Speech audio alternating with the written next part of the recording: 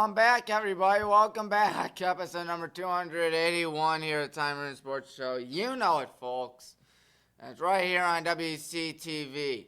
Anyways, ladies and gentlemen, I have a lot to bring to you today, but mainly two things, but a lot for those two things. And we're going to start off by bringing up the Cleveland Guardians because their season is almost at the halfway point. Dear God, that's insane. That is insane. But you know what's also insane? Jose Ramirez is leading the charge in almost every category for the Guardians in batting. Like, he leads the team with a .317 average, 13 home runs, 92 hits, 38 RBIs, and 21 swipes. Meanwhile, Stephen Kwan leads the Guardians with 18 doubles, and Kyle Manzardo's been struggling with his average, but he's got 2 triples to his credit, so there's that, and he's hitting some home runs as well. Anyways, time to look at the series recaps. Guardians at Oakland is what it should have been, but sadly, Oakland no longer exists because they moved the team. We'll get to the high school picks in just a bit, but Guardians at Oakland, I'm sorry I will always say that. Guardians won 2-1. Tanner Bybee had complete game in game 1. Oh my goodness, a complete game. I don't believe it. It was all part of a losing effort, sadly. And Jeffrey Springs did a little bit better than Tanner Bybee because Mr. Springs won 7.1 innings in game 1. And then game 2, Stephen Kwan, Jose Ramirez had 3 hits apiece for game 2, so there was that. And what else is there, folks? What else is there, you might be wondering? Luis Ortiz had 6 shutout and 10 strikeouts in game 2. And meanwhile, in game 3, David Fry had an RBI. And one thing that drives me absolutely nuts, they're no longer Oakland. They're just simply the Athletics. Like, what? That is the dumbest thing ever. Just go by Oakland. You should not have moved from Oakland, but they did. Much to the frustration and anger of everybody in the city of Oakland. I'd be angry too if I lived there. I mean, you would be if you lived there too. But, oh well. It's frustrating. And they're playing at a minor league ballpark, for God's sake. A minor league ballpark where signs are forbidden because of the fact that the stadium's way too darn small.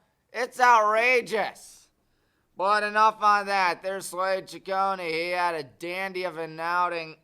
Dandy of an outing out there. 7 shutout in game 3. And then Guardians against the Blue Jays was a tough 2-1 loss. William Thomas launched a 3-run bomb in game 1, and George Springer, however, bested him with a grand slam in game 1, so there was that. The grand slam made the game out of reach, making it almost impossible for the Guardians to win that one. And then William Thomas hit a home run again the following night. And then Jose Ramirez in the bottom half of the 10th inning ripped one into left field and won it for Cleveland. A walk-off hit for Jose Ramirez. He did Jose Ramirez things, as we know by now. And then in the third game, which just so happened to be yesterday, Kevin Gausman had 8 shutout for Toronto, giving up 2 lousy hits, unfortunately, that he had 8 shutout, not that he gave up 2 hits, which is also unfortunate because he should have given up more. And the Guardians only had 2 hits in game 3. So as we reach the midway point of the season, I'd like to look at the standings. And the Guardians are 40-39, which is okay, I guess. Very middle of the road, if I say so myself. They're only half a game out of Seattle for that 3rd wild card seed. My, oh my, that's hard to believe, isn't it, folks? Half a game out and 9.5 back of those Detroit Tigers who are just sizzling all season. A 51-31 record. Let's think, 162. They're more than halfway through the season. Wow, how about that? And this weekend, the Guardians will be hosting the St. Louis Cardinals. You know it, folks. Oh boy, St. Louis isn't doing shabby either. Let's look at where they are right now. They're only one game out of the third wild card, and they're hanging in that NL Central. They're only 4.5 back to the Cubs, and the Cubs are 3 games ahead of the Brewers and 6 games ahead of the Reds. You know who's managing the Reds, folks? That's right, Terry Francona, of course. And anyways, the American League is not as strong as the National League, in my opinion. But we'll see if the Guardians can get in the playoffs, sneak in the playoffs. Wouldn't that be nice? I think it'd be super nice.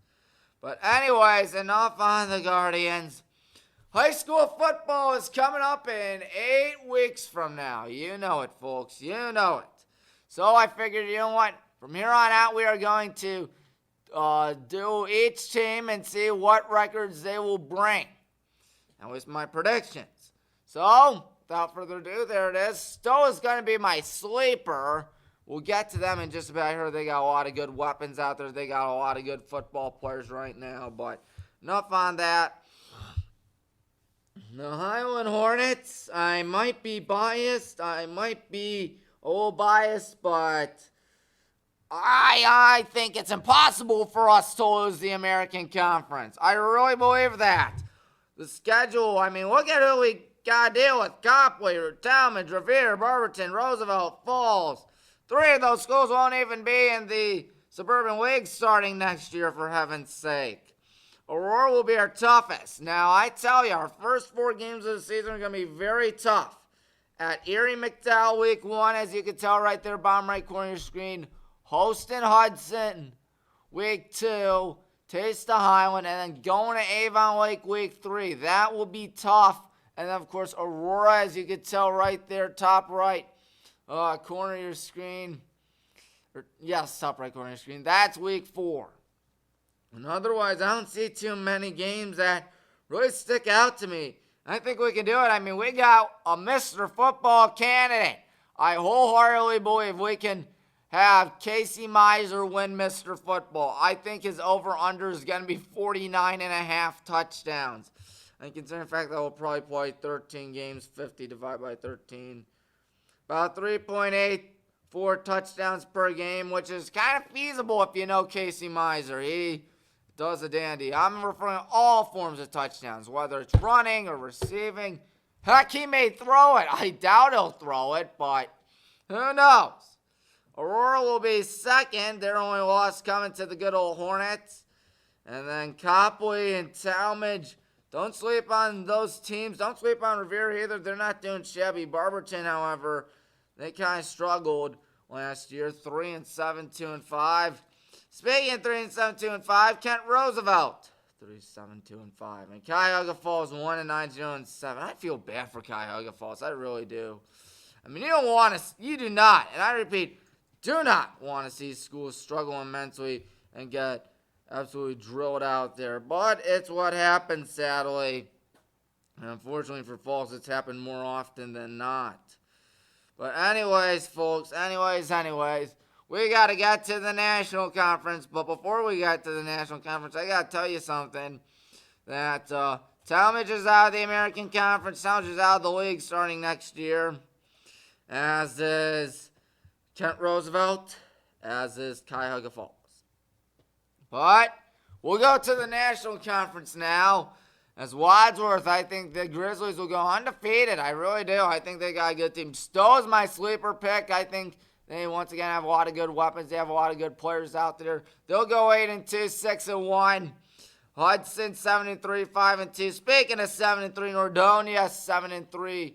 And they will also go 4-3.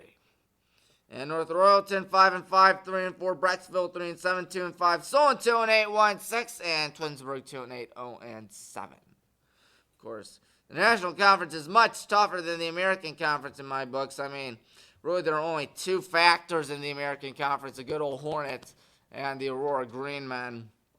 And then in the National Conference, you got teams like Wadsworth, Hudson, Nordonia. Heck, you can even say North Royalton's not that bad. I don't think they're that bad. And Stowe isn't bad either, I think, this year. But anyways, conference games we can look out for, in my opinion. Highland Aurora week 4. Stowe Hudson week 5. Hudson Wadsworth Week 7, Nordonia Wadsworth Week 8, Wadsworth Stowe. I think that might determine who wins the National Conference in Week 9. And Hudson will play Nordonia Week 9, Nordonia Stowe Week 10, and then, of course, one of the biggest rivalries in Summit County, of course, Revere Copley Week 10. And the last game for Talmadge and Roosevelt in the Suburban League will come Week 10 when they take on each other. Wow, they take on each other. How about that? Non-conference games to look out for. Big non-conference games, of course. You got Highland McDowell at Erie McDowell. My goodness, I couldn't believe it when I learned we were going to Erie McDowell. But we are going to Erie McDowell, which is so far away from here. It's about an hour 40, hour 50 from Highland High School and from my house, which is nuts. And Hudson versus Austintown Fitch, that won't be a shabby game Week 1. Stowe Medina won't be shabby either Week 1. Highland Hudson Week 2, Strongsville Solon. Of course, that was an old Greater Cleveland Conference rivalry before Solon decided to come to the National Conference.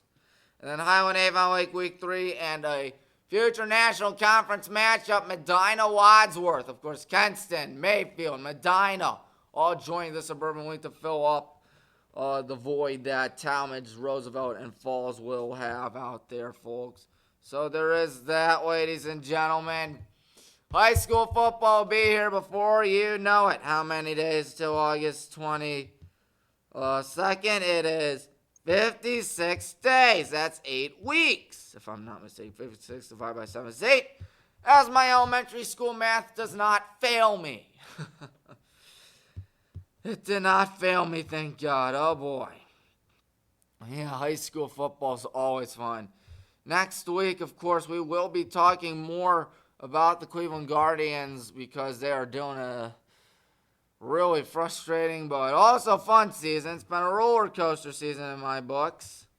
But that's just me speaking. But anyways, losing my train of thought. Did you know on WBWC Berea, Cleveland's Mountain Rock Alternative 88.3 FM, The Sting? Yes, sir. You can listen to me every Tuesday, 10 a.m. to 2 p.m. So in case you didn't know that, now you do. And unfortunately, my YouTube channel will be pretty much dormant for the next few weeks, which makes me kind of sad. I'm at 757. What happened? I don't know. What I do know is that I want to get new equipment, new stuff, new everything. Wouldn't that be nice, folks? Better quality YouTube channel instead of this phone and a gimbal and earbuds. Who knows? What I do know is that I'm Tommy Maroon, and this is the Tommy Maroon Sports Show right here on WCTV. Thank you all for watching. I'll talk to you hopefully next week. So long, everybody. Goodbye.